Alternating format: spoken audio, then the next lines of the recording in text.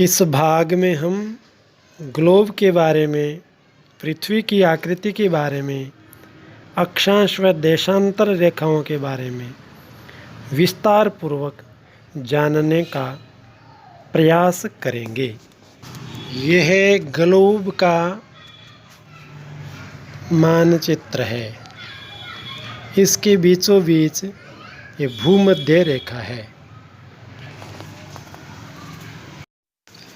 अक्षांश व देशांतर रेखाएं। इस भाग में हम अक्षांश रेखाओं का विस्तार पूर्वक अध्ययन करेंगे। मुख्य रूप से 5 अक्षांश रेखाएं होती है। बीचों बीच पृथ्वी को 2 गोलार्ध में बांटने वाली रेखा भूमध्य रेखा, उत्तरी एवं दक्षिणी ध्रुवों को समान दूरी से बांटने वाली एक काल्पनिक रेखा है, जिसे विषुवत रेखा भी कहते हैं। यहाँ दिन रात बराबर होते हैं, 12-12 घंटे के होते हैं। इसकी लंबाई पश्चिम से पूर्व 40,075 किलोमीटर है। इसे 0 डिग्री अक्षांश रेखा और भूमध्य रेखा भी कहते हैं। भूमध्य रेखा यानी 0 डिग्री अक्षांश रेखा के उत्तर में 23.5 डिग्री कर्क रेखा और 0 डिग्री अक्षांश रेखा भूमध्य रेखा के दक्षिण में 23.5 डिग्री मकर अक्षांश रेखा गुजरती है। भूमध्य रेखा के उत्तर में 66.5 डिग्री पर आर्कटिक रेखा गुजरती है और भूमध्य रेखा के ठीक दक्षिण में 66.5 डिग्री पर अंटार्कटिक रेखा गुजरती है। इस प्रकार से मुख्य 5 अक्षांश रेखाओं का अध्ययन यहाँ करते हैं। सुदूर उत्तर में एकदम उत्तरी ध्रुव है और ठीक दक्षिण में अंतिम बिंदु दक्षिण ध्रुव कहलाता है। इस ग्राफ के माध्यम से हम पृथ्वी पर रेखाओं के अंतर में होने वाले परिवर्तन का अध्ययन करेंगे। हम उत्तरी ध्रुव से दक्षिणी ध्रुव की तरफ जब बढ़ते हैं तो सबसे पहले उत्तरी गोलार्ध में ये शून्य रेखा 0 डिग्री अक्षांश रेखा से 66.5 डिग्री अक्षांश रेखा पर ये जो रेखा है ये आर्कटिक रेखा है। यहाँ मौसम बिल्कुल ठंडा रहता है और ठीक इसके विपरीत 0 रेखा अक्षांश से 66.5 डिग्री दक्षिण में अंटार्कटिक अक्षांश रेखा है। यहाँ भी मौसम बिल्कुल ठंडा रहता है। अब मध्य में 0 डिग्री अक्षांश रेखा विषुवत रेखा, यहाँ पर मौसम सामान्य रहता है। 0 डिग्री अक्षांश रेखा से उत्तर की ओर 1-1 डिग्री बढ़ते हुए 90 अक्षांश रेखाएं खींची जाती है। इसी प्रकार 0 डिग्री से दक्षिण की ओर 1-1 अक्षांश रेखाओं को खींचते हुए 90 दक्षिण अक्षांश रेखाएं खींची जाती है। तो कुल अक्षांश रेखाओं की संख्या हो गई 90 उत्तरी गोलार्ध में और 90 दक्षिणी गोलार्ध में। अब ये प्रश्न पूछा जाए कि कुल अक्षांश रेखाएं कितनी है, तो कुल अक्षांश रेखाएं 90 + 90 = 180। यहाँ पर इस बात का विशेष ध्यान रखना होगा कि ये 0 डिग्री अक्षांश रेखा भी एक रेखा है, तो इसको 180 में 1 जोड़ देते हैं तो 181 हो जाएगी। पर जहाँ पर विकल्प में 181 नहीं दिया है वहाँ 180 को ही ठीक करना है, और जहाँ विकल्प पे 181 दिया है उसको 181 ठीक करना है। एक बात का विशेष ध्यान रखना है, 0 डिग्री से 1 डिग्री अक्षांश रेखा के मध्य 111 किलोमीटर की दूरी होती है। कितने किलोमीटर की? 111 किलोमीटर की। अब हम मौसम के बारे में अध्ययन करते हैं। 0 डिग्री अक्षांश रेखा जो पश्चिम से पूर्व की ओर खींची गई है,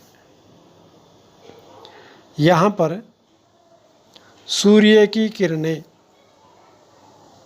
सीधी पड़ती है। इस कारण से यहाँ दिन रात बराबर होते हैं, 12-12 घंटे के, 12 घंटे का रात, 12 घंटे के दिन। मौसम, सबसे पहले हम उत्तरी गोलार्ध की तरफ अध्ययन करते हैं।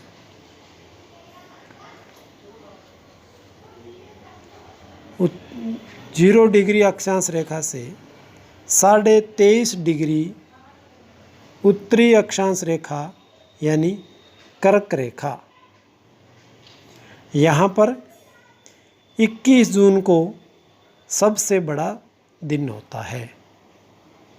ठीक इसके विपरीत 0 डिग्री अक्षांश रेखा से 23.5 डिग्री दक्षिण में मकर रेखा पर इस दिन सबसे छोटा दिन होता है।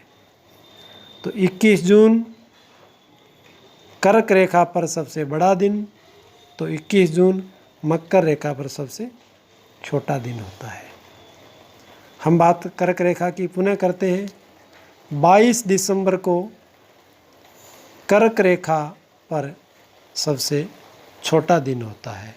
ठीक इसके विपरीत 22 दिसंबर को मकर रेखा पर सबसे बड़ा दिन होता है। बात करते हैं 0 डिग्री अक्षांश रेखा।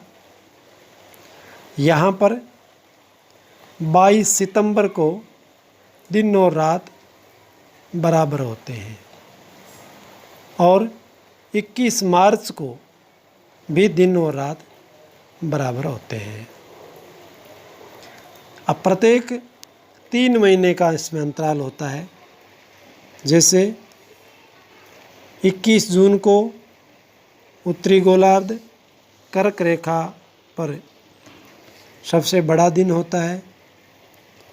फिर 3 महीने बाद 22 सितंबर को विषुवत रेखा 0 डिग्री अक्षांश रेखा पर दिन रात बराबर होते हैं। और फिर 3 महीने बाद 22 दिसंबर को मकर रेखा पर सबसे बड़ा दिन होता है।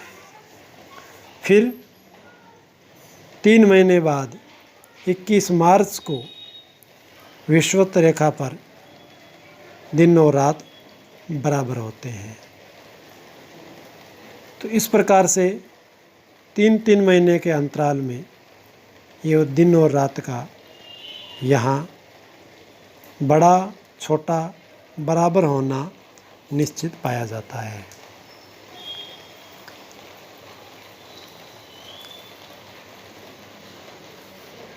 अब हम अक्षांश रेखाओं के बारे में कुछ अन्य जानकारियाँ करते हैं। जैसे अक्षांश रेखाएं पृथ्वी के अक्ष से खींची जाती है और उत्तरी गोलार्ध में जहाँ एकदम ऊपर बिंदु है जिसको हम उत्तरी ध्रुव कहते हैं, तो उत्तरी ध्रुव पृथ्वी का सबसे सुदूर उत्तरी बिंदु है। यहाँ पृथ्वी की धुरी घूमती है। ये आर्कटिक महासागर में पड़ता है। यहाँ अत्यधिक ठंड रहती है।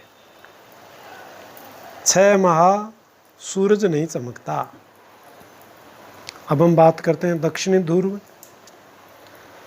ये सुदूर दक्षिणी छोर है जो अंटार्कटिका के नाम से भी जाना जाता है। यहाँ 2 मुख्य ध्रुव है।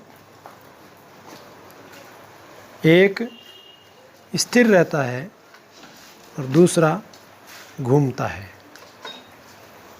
अब हम